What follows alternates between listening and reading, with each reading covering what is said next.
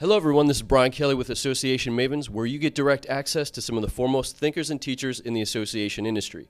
Today I have with me author Dan Pink, who's also giving the closing keynote at ASAE Annual's 2012 conference in Dallas. Dan, thanks for joining me. Hey Brian. So Dan, you're giving this keynote, Yes. and I want to talk about exactly what you're going to be discussing, this whole notion of sales and how things are changing. Yeah. Well, that's exactly what I'll be talking about. And there are a couple of ideas, a couple of animating ideas here. First, we have this idea out there that there aren't any salespeople anymore because Expedia and Amazon and Twitter and texting means that, hey, you can find your own price, you can get whatever you want. And it turns out that's empirically not true. Right now in America, you have 1 out of 9 people in the U.S. workforce. 1 in 9 people work in sales. 15 million people, 1 in 9, their job is to convince other people to make a purchase. Insurance agents, real estate agents, people who do business-to-business sales saying, hey, buy my computer system, buy my consulting services. Mm-hmm. But even more interesting than that is that those other 8 and 9, they're in sales too. They spend a huge portion of their time on the job selling in a broader sense, what I call non-sales selling, where the cash register is not ringing, there's no money changing hands, but what they're doing is they're convincing, cajoling, persuading people to give up resources. And I've got some really cool research that shows that people are spending enormous amounts of their time on the job doing this. We have a survey of 7,000 Americans, full-time American adult workers, showing that the average is about, they say they're spending about 40% of their time on the job doing this.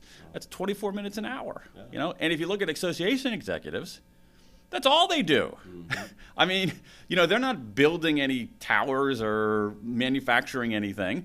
They're convincing their board. They're dealing with their staff, trying to get them to do more with less. They're trying to get more people to come to their annual meeting. And so the one of the big ideas here is that, like it or not, we're all in sales now. Excellent. So how did you start down this path of coming across this notion, this idea, the research that you did? What got you started on that? Actually, Brian, what got me started on it initially was I wrote a book a couple of years ago called Drive, which is about the science of motivation. And I've always been very interested in the social science that explains what we do, particularly at work. And in that book, I argued, hey, these carrot and stick motivators aren't working as well. We need a different set of motivators. And readers asked me, okay, what about sales? And I started looking at sales, and then I started seeing all these sales organizations out there that were eliminating commissions. Whoa, that's heresy. What are you doing? And I got just absolutely fascinated by sales. And first of all, there's a lot of really cool science on it. And second is that, to me at least as a writer, it's a subject that hasn't been taken seriously enough. You know what I mean? I mean, it's like 40 ways to close a deal, 89 steps to power sales. There's a lot of stupid stuff. Yeah. And I said, let's take it seriously. And as I started going at it, I said, whoa, wait a second, this is a pretty big deal. And actually, the social science yielded, I think, some really, really important insights. I mean, insights, I think that of all the books that I've written, this one, like, I found the most useful. Because I was learning, whoa, wait a second, that's pretty cool. I can use that. Yeah, absolutely. So the other thing I wanted to ask you was, you talk about you've got 3, is it qualities? Yeah. And 3... kind of skills, abilities, yeah. Okay. One way to look at it, Brian, is this. There's 3 ways to be and 3 things to do.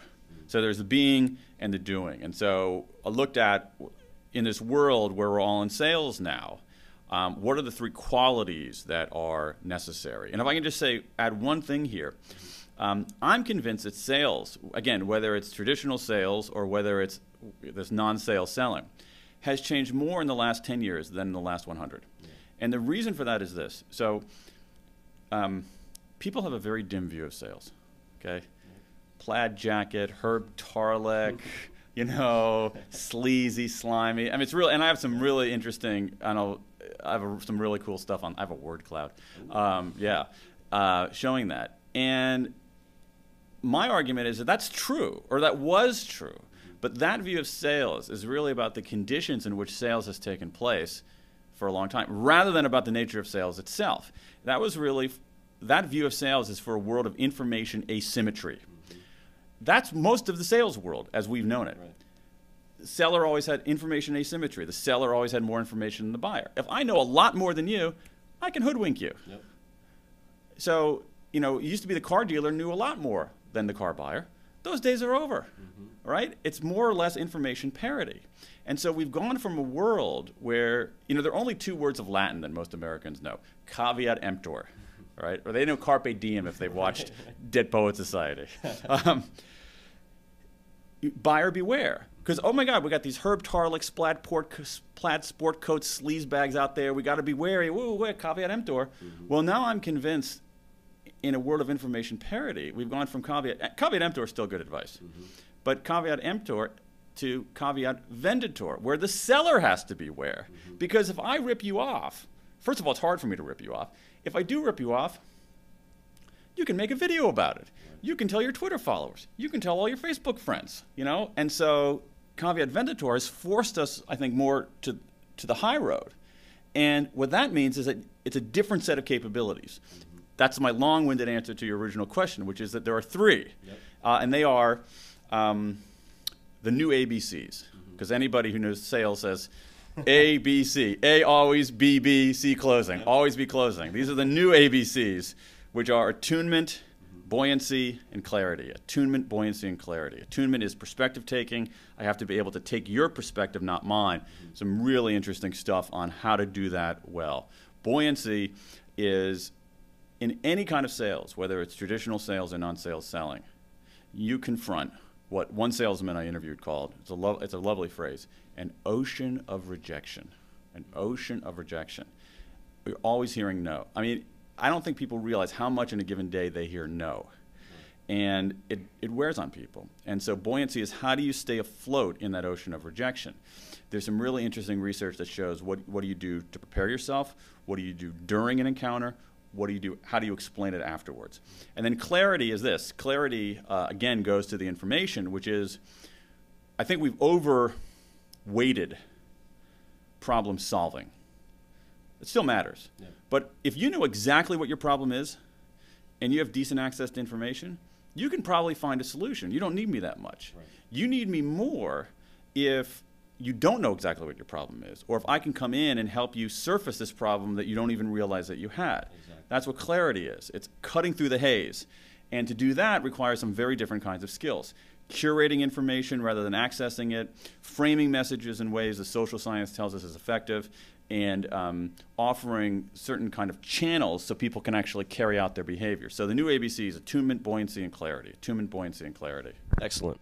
So let's talk a little bit about associations and how some of these ideas, you know, fit specifically with the association industry. Oh, sure. I mean, well, I think the main thing, Brian, is that if you look at associations, I mean, they are essentially in the moving business. They don't have a product. They have some services, I guess. But basically what they're doing is they're in the influence, persuasion, convincing business. So they're trying to get members. They're trying to get people to go to their annual meeting. And so they need to be carefully attuned. And they need to, and let's take it from the perspective of the executive. The executive has to be carefully attuned because she's dealing with multiple constituencies. You attune yourself to your members differently than you attune yourself to your board, differently than you attune yourself to your staff. And so that's an important point. I would say that association executives, if they were to take a day and just tally up how many times they hear the word no or get rejected, they would be miserable. And so the question is, how do you remain buoyant when in this ocean of rejection? And then I also think that one of the great opportunities for associations is to rethink their purpose and to rethink what they're actually doing and to look at their members and to look at their broader set of constituencies and say, okay, what problems do you have that you don't really realize that you have? And how can we help you solve those things? Excellent. Well, Dan, thanks so much for joining us and doing this interview. I appreciate it. Everyone, to stay on top of all things Association Mavens related, please follow @BrianKelly on Twitter, and be sure to sign up for the latest updates for future interviews at the top right corner of this website. Thanks so much, everyone. Bye-bye.